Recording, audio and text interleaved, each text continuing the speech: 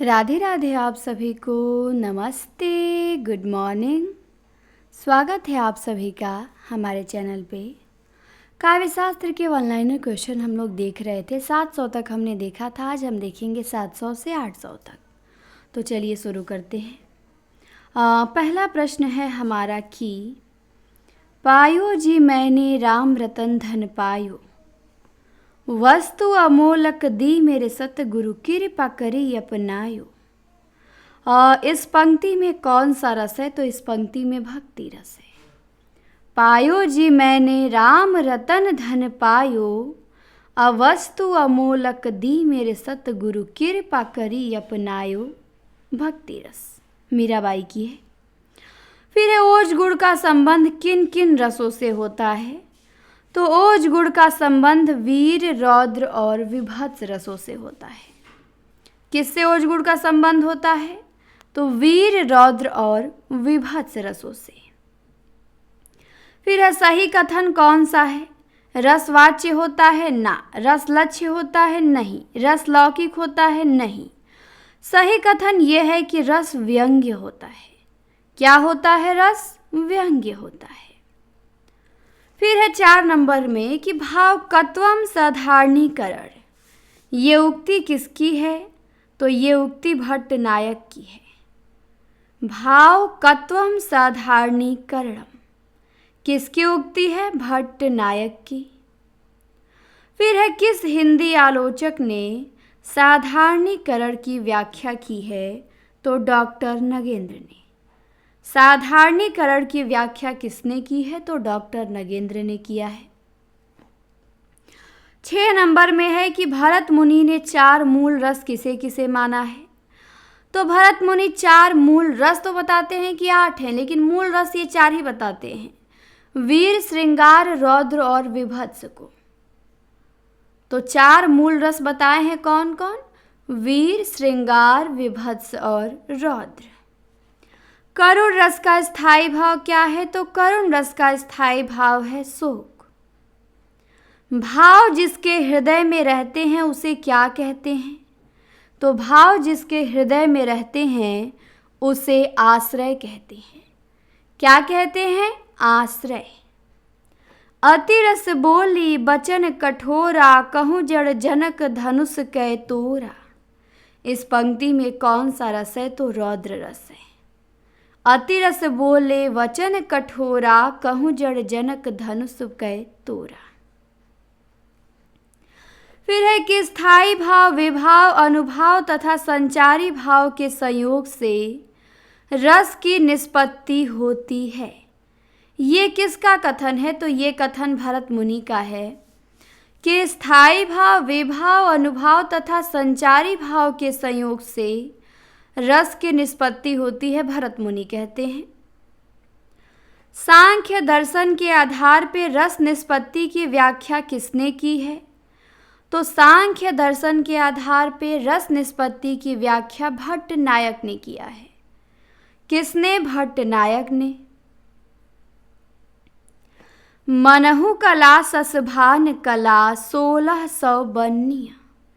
इस पंक्ति में कौन सा रस है? तो श्रृंगार रस है। मनहु कला ससभान कला, 1600 बन्निया। आश्रय की वे सूक्ष्म मानसिक क्रियाएं जो स्वयं उत्पन्न होती हैं और चाहने पर भी नहीं रोकी जा सकती, उन्हें क्या कहते हैं? तो उन्हें सात्विक अनुभाव कहते हैं। आश्रय की वे सूक्ष्म मानसिक क्रियाएं जो स्वयं उत्पन्न होती हैं और चाहने पर भी नहीं रोकी जा सकती, उन्हें हम अनुभाव कहते हैं, सात्विक अनुभाव। आचार्य शुक्ल के अनुसार साधारणीकरण कब होता है? तब होता है आलंबन धर्म का। शुक्ल के अनुसार साधारणीकरण किसका होता है? आलंबन धर्म का होता है। 15 में है वहे मुस्क्यानी वहे मृदु, बतरानी वहे लड़कीली बानी यानी, उर्मे अरती है। पंक्तियों में वियोग की कौन सी दशा है? तो स्मृति है। वहे मुस्क्यानी वहे मृदु, बतरानी वहे लड़कीली बानी यानी, उर में अरती है, इसमें वियोग की कौन सी दशा है? स्मृति है। फिर है आश्रय की वे चेष्टाएं जिनसे हृदयगत भाव की सूचना प्राप्त हो, क्या कहलाती हैं? तो उन्हें हम अनुभाव कहते हैं। आश्रय की वे चेष्टाएं जिनसे हृदयगत भाव की सूचना प्राप्त हो, उन्हें अनुभाव कहते हैं। फिर है हिमाद्रि तुंग श्रृंग से प्रबुद्ध शुद्ध भारती, स्वयं प्रभा समुज्ज्वला स्वतंत्रता पुकारती। इसमें कौन सा रस है? तो इसमें वीर रस है। भरत मुनि ने अपने नाट्य शास्त्र में संचारी भाव की संख्या कितनी मानी है? तो 33 मानी है। संचारी भाव 33 होते ही हैं।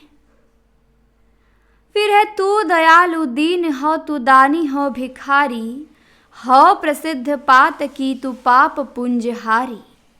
इस पंक्ति में कौन सा रस है? तो भक्ति रस है। तू दयालु दीन हो, तू दानी हो भिखारी, हो प्रसिद्ध पात की तू पाप पुंजहारी, भक्ति रस। फिर है हमहारी ककै हहा, पाइन पारियो प्योरू, लेहूं कहाँ उजहूं किए, तेह तरे रयो त्योरू। बिहारी के इस दोहे में कौन सा रस है? तो इसमें विप्रलंभ श्रृंगार रस है। हमहारी ककै हहा, पाइन पारियो त्योरू। फिर है श्रृंगार रस की दृष्टि से नायक के 4 भेद कौन कौन से हैं? तो श्रृंगार रस की दृष्टि से नायक के 4 भेद हैं, अनुकूल नायक, सठ नायक, दक्षिण नायक और धृष्ट नायक। श्रृंगार रस की दृष्टि से नायक के ये 4 भेद हैं, अनुकूल नायक, सठ नायक, दक्षिण नायक और धृष्ट नायक। रोमांच किस तरह का अनुभाव है? तो रोमांच सात्विक अनुभाव है। नयनों का नयनों से गोपन प्रिय संभाषण, कौन सा रस है? तो संयोग श्रृंगार रस है। नयनों का नयनों से गोपन प्रिय संभाषण। विभाव के 2 भेद कौन कौन से हैं? तो आलंबन विभाव और उद्दीपन विभाव। विभाव के 2 भेद, आलंबन विभाव और उद्दीपन विभाव। तुलसी रघुवीर प्रिया समझानी है, बैठी विलंब लव कंटक काढ़े। इसमें कौन सा रस है? तो संयोग श्रृंगार रस है। तुलसी रघुवीर प्रिया समझानी है, बैठी विलंब लव कंटक काढ़े। फिर है सहृदय की अवधारणा किस संप्रदाय से संबंधित है? तो सहृदय की अवधारणा रस संप्रदाय से है। आलंबन और उद्दीपन विभावों के कारण उत्पन्न भावों को बाहर प्रकाशित करने वाले कार्य क्या कहलाते हैं? तो अनुभाव कहलाते हैं। आलंबन और उद्दीपन विभावों के कारण उत्पन्न भावों को बाहर प्रकाशित करने वाले कार्य अनुभाव कहलाते हैं। फिर है सहृदय के हृदय में स्थित भाव को आस्वादन योग्य बनाने वाले उपादानों को क्या कहते हैं? तो विभाव कहते हैं।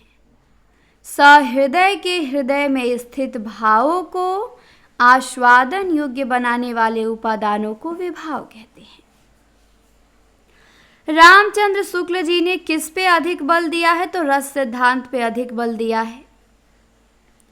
कुरुक्षेत्र कविता में मुख्य रस कौन सा है? तो वीर रस मुख्य है कुरुक्षेत्र में। बरवे छंद कैसा है? तो अर्ध सम मात्रिक छंद है बरवे। छंद के कितने भेद होते हैं? तो 2 भेद होते हैं, मात्रिक छंद और वार्णिक छंद। वंशस्थ छंद में कितने वर्ण होते हैं? तो 12 होते हैं। इस क्लास में छंद का भी रिवीजन हो जाएगा आपका शॉर्टकट में। छंद के 2 भेद, वंशस्थ छंद में कितने वर्ण? तो वार्णिक छंद है, इसमें 12 वर्ण होते हैं। इसका सूत्र क्या है? तो जत जर जगड़ तगड़ जगर रगड़, ये इसका है क्रम। फिर द्रुत विलंबित में कितने वर्ण होते हैं? तो इसमें भी 12 ही होते हैं। इसका सूत्र है नभ भर, नगड़ भगड़ भगड़ रगड़। तो नभ भर द्रुत विलंबित में 12 होते हैं वर्ण और सूत्र है नभ भर। द्रुत विलंबित छंद का दूसरा नाम क्या है? तो दूसरा नाम है इसका सुंदरी। द्रुत विलंबित छंद का दूसरा नाम सुंदरी है। फिर है दुर्मिल। दुर्मिल छंद में कितने वर्ण होते हैं? ये भी वार्णिक छंद ही है। तो दुर्मिल छंद में 24 वर्ण होते हैं। कितने वर्ण? 24 वर्ण। दुर्मिल छंद का दूसरा नाम क्या है? तो इसका दूसरा नाम है चंद्रकला। दुर्मिल छंद का दूसरा नाम चंद्रकला। वर्ण होते हैं 24। वसंतीलिका में कितने वर्ण होते हैं? तो 14 होते हैं। सूत्र है तभजज गागा, तगड़ भगड़ जगड़ जगड़ और दोड गुरु अंत में। तो वसंतीलिका में 14 वर्ण होते हैं और तभजज गागा इसका सूत्र है। फिर है कि जहां पदों की रचना वर्णों के आधार पे हो उसे क्या कहते हैं? पदों की जो गणना है वो वर्णों के आधार पे हो तो वो वार्णिक छंद होता है, और जहां पे पदों की गणना मात्रा के आधार पे हो वो मात्रिक छंद होता है। फिर है अवधि शिला का उस पर था गुरुभार, तिल तिल काट रही थी दृग जलधार। इसमें कौन सा छंद है? तो बरवे है। 12 और 7 पे यति है। अवधि शिला का उस पर था गुरुभार, तो अवधि लघु लघु लघु 3 मात्रा अवधि पे हो गई। सी पे लघु, ला पे गुरु, का पे गुरु, उस पर पे 4 लघु, तो टोटल गिनिए 12 हो गया। अवधि शिला का था उस पर 4 4 8 4 12 हो गया। था गुरु भार, तो था पे 2, गु पे 1, रू पे 1 और भा पे 2 और र पे 1, तो 7 हो गया। तो अवधि शिला का उस पर था गुरुभार 12 7 की यति होती है बरवे में। फिर है कि एक नगड़, 2 भगड़ तथा 1 रगड़ के क्रम में 12 वर्ण, ये किस छंद का लक्षण है? तो अभी हम देखें न भ भर, तो 1 नगड़, 2 भगड़ और 1 रगड़ के क्रम में 12 वर्ण होते हैं द्रुत विलंबित में। फिर है अर्धसम मात्रिक छंद कौन कौन से हैं? तो दोहा, सोरठा, बरवे, उल्लाला। दोहा, सोरठा, बरवे, उल्लाला ये क्या है? सब अर्धसम मात्रिक छंद है। फिर है दोहा। दोहा में क्या होता है? तो दोहा में पहले व तीसरे चरण में 13 13 तथा दूसरे व चौथे चरण में 11 11 मात्राएं होती हैं। तो दोहा अर्धसम मात्रिक छंद है। इसके विषम चरणों में 13 13, सम चरणों में 11 11 मात्राएं होती है। अंत में गुरु लघु का क्रम होता है। सम चरणों के अंत में गुरु लघु। फिर दोहा के उल्टा सोरठा है। ये दोहे का उल्टा है, अर्थात इसके प्रथम व तृतीय चरण में 11 11 और द्वितीय तथा चतुर्थ चरण में 13 13 मात्राएं होती हैं। तो दोहा में 13 11 है, सोरठा में 11 13 है, ध्यान देंगे। फिर बरवे है। बरवे भी आपका इसके विषम चरणों में 12 12, पहले और तीसरे चरणों में बरवे के 12 12 मात्राएं और सम चरणों दूसरे और चौथों में 7 7 मात्राएं होती हैं, और चरण के अंत में जगड़ का होना आवश्यक है। फिर है अवधि भाषा का निजी छंद कौन सा है? तो अवधि भाषा का निजी छंद है बरवे। हरिगीतिका कितनी मात्राओं वाला छंद है? तो 28 मात्राओं वाला छंद है हरिगीतिका। 16 12 पे यति होती है, अंत में लघु गुरु का प्रयोग होता है। तो ध्यान देंगे, हरिगीतिका 28 मात्राओं का छंद है, 16 12 पे यति है, अंत में लघु गुरु का क्रम है।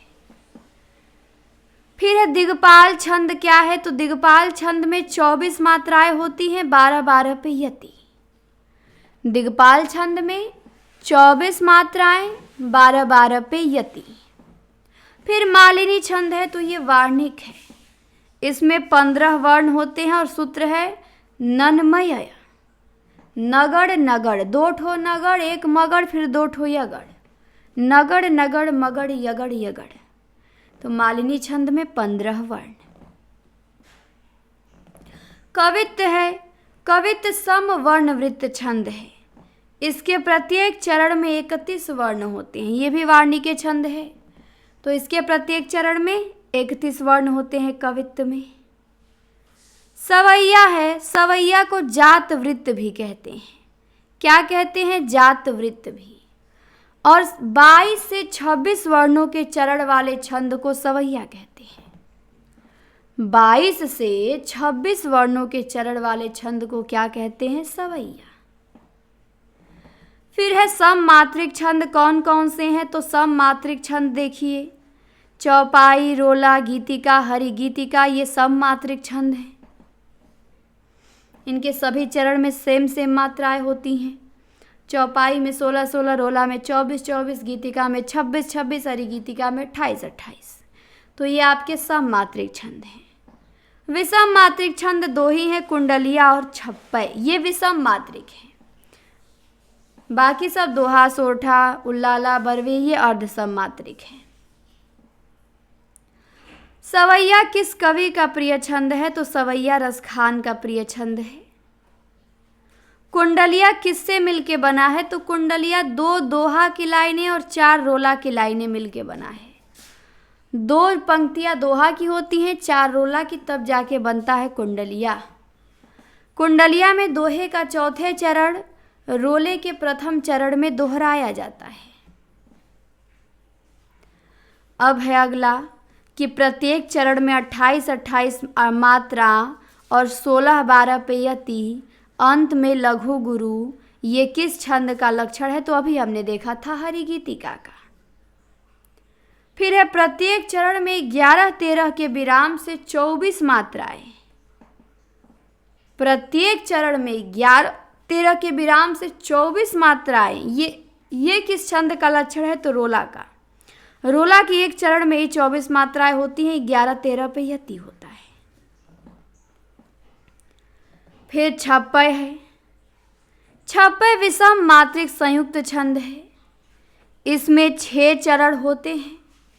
प्रथम 4 चरण रोला के और शेष 2 चरण उल्लाला के। तो छप्पय बनता है रोला और उल्लाला के मिलने से। कुंडलिया दोहा रोला के और छप्पय रोला उल्लाला के। छप्पय में 4 चरण रोला के और अंतिम 2 चरण उल्लाला के। कुंडलिया में 2 दोहा, 4 रोला, यहाँ भी 4 रोला, 2 उल्लाला। अब है मंदाक्रांता छंद। मंदाक्रांता छंद में 17 वर्ण होते हैं और सूत्र क्या है? तो सूत्र है मभनत गागा, मभनत गागा, मगड़ भगड़ नगड़, तगड़ तगड़ और अंत में 2 गुरु। तो मंदाक्रांता छंद में 17 वर्ण होते हैं। सूत्र है मगड़ भगड़ नगड़, तगड़ तगड़ और अंत में 2 गुरु। फिर चौपाई है। चौपाई के प्रत्येक चरण में 16-16 मात्राएं और अंत में 2 गुरु का होना अनिवार्य है। तो चौपाई के प्रत्येक चरण में कितनी मात्राएं? 16-16 और अंत में 2 गुरु इसका अनिवार्य है। फिर है छंदों को पढ़ते समय कई स्थलों पे विराम लेना पड़ता है। उसको क्या कहते हैं? तो उसको यति कहते हैं। छंदों को पढ़ते समय कई स्थलों पे विराम लेना पड़ता है, उसे क्या कहते हैं? यति। फिर है छंद शास्त्र ग्रंथ के रचयिता कौन हैं? तो छंद शास्त्र ग्रंथ के रचयिता पिंगल हैं। एक कथन है, बड़ा बढ़िया कथन है, इसे ध्यान देंगे। पंत जी का है। कहते हैं कि कविता, और ये आया है शायद KVS में कि DSSB में आया है, नहीं RPSC में आया है ये, कि कविता और छंद में घनिष्ठ संबंध है। कविता हमारे प्राणों का संगीत है और छंद हृदय कंपन। कविता का स्वभाव ही छंद में लयमान होता है। उक्त कथन किसका है? तो पंत जी का है कि कविता और छंद में घनिष्ठ संबंध है। कविता हमारे प्राणों का संगीत है, छंद हृदय कंपन है। कविता का स्वभाव ही छंद में लयमान होता है, पंत जी कहते हैं। इंद्र वज्रा छंद के एक चरण में कितने वर्ण होते हैं? तो 11 होते हैं। इंद्र वज्रा छंद के एक चरण में 11 वर्ण। फिर है कि 31 या इससे अधिक वर्णों के चरण वाले छंद को क्या कहते हैं? तो हमने देखा कि 31 वर्ण किसमें होता है? कवित्त में। फिर है अरिल। अरिल छंद वार्णिक छंद है। इसमें कितने वर्ण होते हैं? तो 16 वर्ण होते हैं अरिल में। अरिल छंद वार्णिक है। कितने वर्ण होते हैं? 16। फिर है कमला और सरला। ये किस गढ़ का उदाहरण है? तो ये सगड़ का है। सगड़ का यदि देखें तो सगड़ का होता है स लगा, या माता राज भानस लगा, तो स पे जाएंगे तो स के यहाँ से सलगा हो जाएगा, तो सलगा। सगड़ में क्या होता है? 2 लघु और 1 गुरु अंत में। तो कमला में भी 2 लघु अंत में 1 गुरु है, सरला में भी 2 लघु अंत में 1 गुरु है। तो कमला सरला ये उदाहरण सगड़ के हैं। प्राकृत पैंगलम किस शास्त्र का ग्रंथ है? तो प्राकृत पैंगलम जो ग्रंथ है ये छंद शास्त्र का है। किस ग्रंथ शास्त्र का है? छंद शास्त्र का ये ग्रंथ है प्राकृत पैंगलम। फिर है रामदूत अतुलित बल धामा। कितनी मात्राएं हैं इसमें? तो इसमें चौपाई है, 16 मात्राएं हैं। राम में रा पे 2, म पे 1, दूत में दू पे 2, त पे 1, अतुलित में अ पे 1, तू पे 1, ली पे 1, त पे 1, बल पे 1 1, धामा पे 2 2। तो गिन लीजिए, 3 2 5 2 7 2 9 10 11 12 13 14 15 16, 16 मात्रा है। छंद में प्रायः कितने चरण होते हैं? तो छंद में प्रायः 4 चरण होते हैं।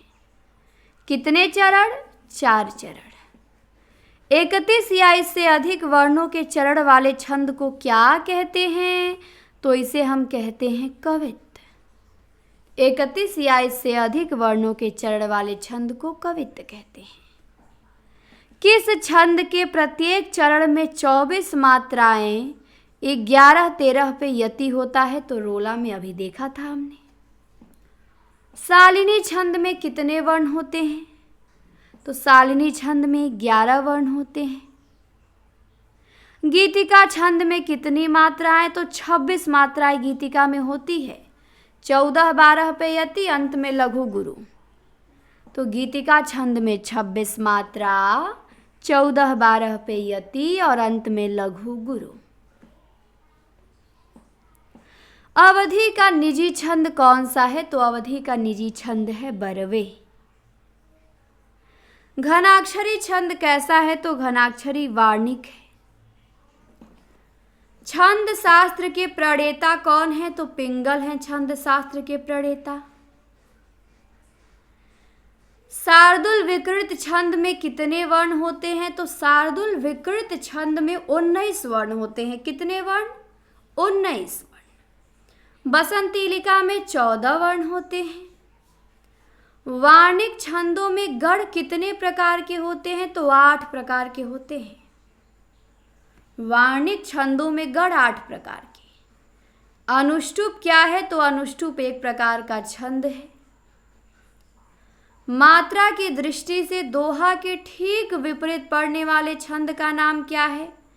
तो मात्रा की दृष्टि से दोहा के ठीक विपरीत जो छंद है वो सोरठा है। मात्रिक छंदों में मात्रा कितने प्रकार की होती है? तो 2 प्रकार की। किस छंद में 4 से अधिक चरण होते हैं? तो छप्पय और कुंडलिया में। 4 से अधिक चरण होते हैं छप्पय और कुंडलिया में। छंद शास्त्र की प्रथम पुस्तक कौन सी है? तो छंद सूत्र है पिंगल की। छंद शास्त्र की प्रथम पुस्तक। चौपाई छंद का पूर्व रूप क्या है? तो चौपाई का पूर्व रूप है चौपई। क्या है? चौपई है। चौपाई में कितनी मात्रा? 16 मात्रा। चौपई में 15 मात्रा। चौपाई में 16 और चौपई में 15। अरिल में 16 मात्रा। अरिल छंद में 16 मात्रा। पद्धरी छंद में भी 16 मात्रा। तो चौपाई, अरिल, पद्धरी तीनों में 16 16 मात्रा और चौपाई में 15 मात्रा। फिर दिया है कि सरसी छंद में क्या होता है? तो सरसी छंद में 27 मात्रा होती है। 16 11 पे यति होता है और अंत में गुरु लघु। सरसी छंद में 27 मात्रा, 16 11 पे यति और अंत में गुरु लघु। ये प्रश्न बना था। सरसी छंद में 27 मात्रा, 16 11 पे यति, अंत में गुरु लघु। लघु गुरु नहीं, ध्यान देंगे, अंत में गुरु फिर लघु आएगा। विकल्प में लघु गुरु पहले कर देगा तो कंफ्यूज हो जाएंगे आप। किस छंद में प्रथम व अंतिम शब्द समान होते हैं? तो कुंडलिया में। जो इसका पहला शब्द होगा वही इसका अंतिम होगा। पड़ी थी बिजली सी विकराल, लपटे थे घन जैसे बाल। पंक्ति में कौन सा अलंकार है? तो सासी आ गया, तुलना भी हुआ है, तो यहाँ पे उपमा अलंकार है। पड़ी थी बिजली सी विकराल, लपटे थे घन जैसे बाल, उपमा। उपमा के कितने अंग हैं? तो उपमा के 4 अंग हैं। उपमेय, उपमान, वाचक और समान धर्म। उपमा के 4 अंग हैं। उपमेय, उपमान, वाचक और समान धर्म। फिर 96 में है कि जहाँ आदर, घृणा, हर्ष, शोक आदि भाव को व्यक्त करने के लिए किसी शब्द की आवृत्ति होती है, वहाँ कौन सा अलंकार होता है? बहुत बढ़िया प्रश्न है कि जहाँ पे आदर, घृणा, हर्ष, शोक आदि भावों को व्यक्त करने के लिए किसी शब्द की आवृत्ति होती है, वहाँ कौन सा अलंकार होता है? तो वहाँ विप्सा अलंकार होता है। उदाहरण है ना, हाँ हाँ इन्हें रोकन को टोकना लगाओ तुम। फिर 97 में है, इस करुणा कलित हृदय में अब बिकल रागिनी बजती। कौन सा अलंकार है पंक्ति में? तो अनुप्रास अलंकार है, वृत्ति अनुप्रास हो जाएगा। फिर है उदति उदयगिरि मंच पे, रघुवर बाल पतंग। विकसे संत सरोज सब, हर से लोचन भृंग। इसमें कौन सा अलंकार है? तो रूपक है। उदित उदयगिरि मंच पे, रघुवर बाल पतंग। विकसे संत सरोज सब, हर से लोचन भृंग में रूपक। 99 में देखिए क्या पूछा है कि या अनुरागी चित्त की गति समुझे नहीं कोय। ज्यो ज्यो बूढ़े श्याम रंग, त्यों त्यों उज्ज्वल होय। या अनुरागी चित्त की गति समुझे नहीं कोय, ज्यो ज्यो बूढ़े श्याम रंग, त्यों त्यों उज्ज्वल होय। पंक्ति में विरोधाभास अलंकार है। फिर है भर लाऊं सिपी में सागर, प्रिय मेरी अब हार विजय क्या। भर लाऊं सिपी में सागर, प्रिय मेरी अब हार विजय क्या। तो यहाँ भी विरोधाभासी है। तो जितने भी उदाहरण मैं कराऊंगी, उदाहरण सब आप याद करिएगा, इसी में से अलंकार के उदाहरण पूछेगा। तो 800 प्रश्न हमारे कंप्लीट हुए, 200-300 और बाकी हैं जो कि वो भी हो जाएंगे। 1000 का टारगेट था हमारा कि काव्य शास्त्र से हमको 1000 के प्रश्न देखने हैं, 1 लाइनर। तो इसे बार बार आप रिवीजन करिएगा, पहली बार में नहीं आएगा समझ में, ना याद होगा। ठीक, छोटी छोटी क्लासें हैं, 10-15 क्लासें हैं, इसको एकदम फेंट मारिएगा, एक एक दिन में सारा रिवीजन कर दीजिएगा। फिर देखिएगा काव्य शास्त्र में कितने धुरंधर हो जाएंगे, हर प्रश्न जबान पे रटा रहेगा। जब रटा रहेगा तो चीज़ें समझ में आएंगी, आसान होगा हर चीज़। तो मन से पढ़िए और क्लास को आप लोग सभी के यहाँ शेयर भी कीजिए। पहली बार चैनल पे जुड़े हों तो सब्सक्राइब करें। धन्यवाद, मिलते हैं आपसे हम नेक्स्ट क्लास में।